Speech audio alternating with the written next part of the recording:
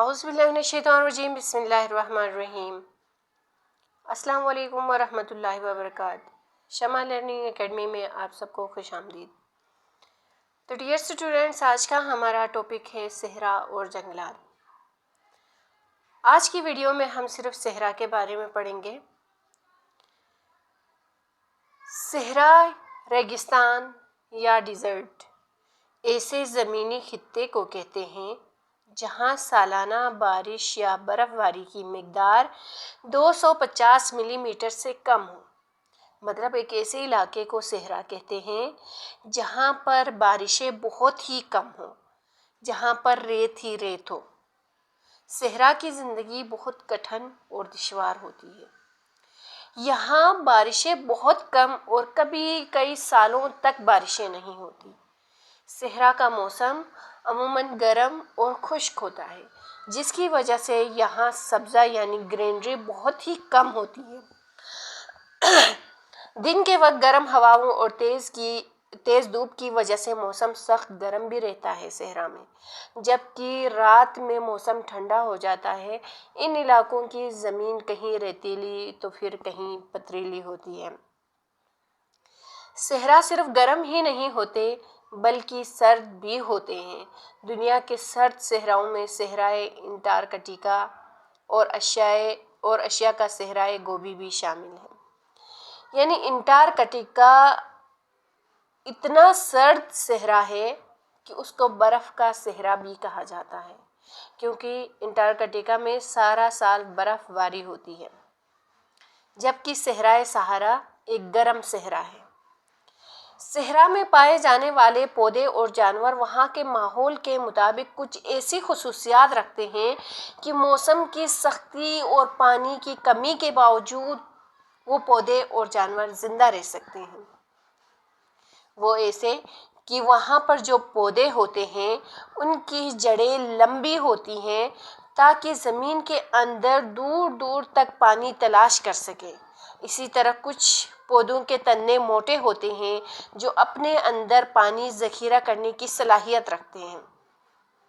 صحرا میں پائے جانے والے کچھ پودے یہ ہیں: تھوہر، آک، ببول، پیلو، نیم، جاؤ، گیگوار اور جھاڑیاں وغیرہ۔ جبکہ صحرا میں پائے جانے والے جانوروں میں اونٹ، چھپکلی، گیدڑ، بچھو، سانپ، گدھ، عقاب، ہرن اور مور وغیرہ شامل ہیں۔ صحرا میں پایا جانے والا اونٹ۔ اب اونٹ کے اندر اللہ تعالیٰ نے ایک ایسی صلاحیت رکھی ہے کہ اگر اونٹ کو کئی دنوں تک پانی نہ ملے تو وہ یا خوراک نہیں ملے تو بھی وہ کئی دنوں تک زندہ رہ سکتا ہے، کیونکہ اونٹ کے جو کوہان ہوتے ہیں اس میں وہ چربی جمع رکھتا ہے۔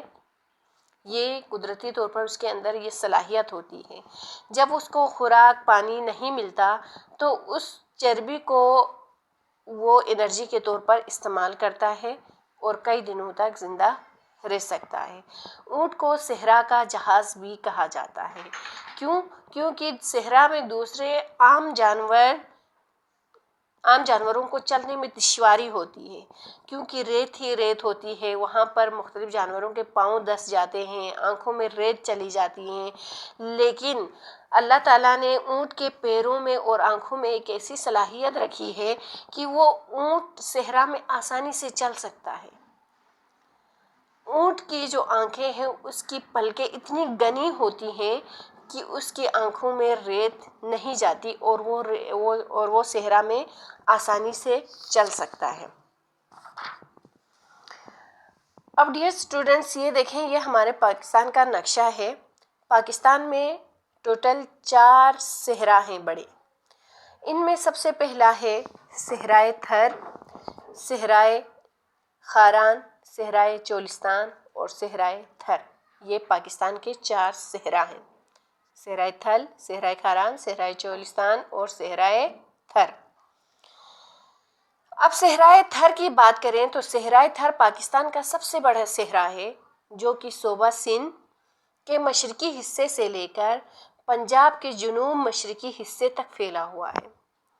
سندھ سے ملے ہوئے بھارتی صوبے راجستھان میں بھی یہ صحرا آگے تک چلا گیا ہے۔ اس کا شمار دنیا کے چند بڑے صحراؤں میں کیا جاتا ہے۔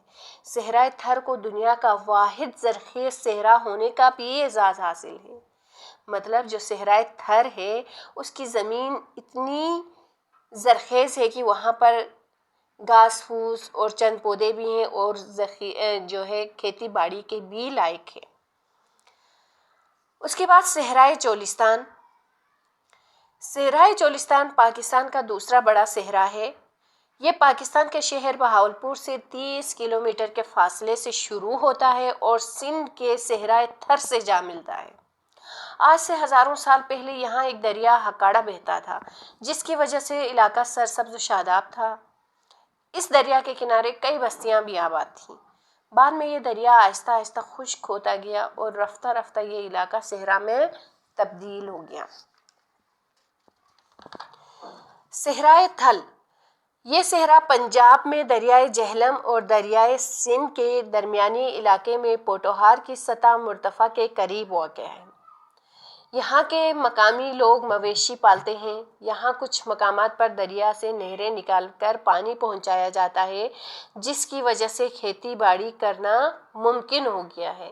اب صحرائے تھل بھی وہ صحرا ہے جس میں ہم کھیتی باڑی کر سکتے ہیں۔ صحرائے کھاران کی بات کریں تو صحرائے کھاران بلوچستان کے شمال مغرب میں واقع ہے۔ صحرائے کھاران پاکستان کے صوبہ بلوچستان کے شمال مغرب میں واقع ہے۔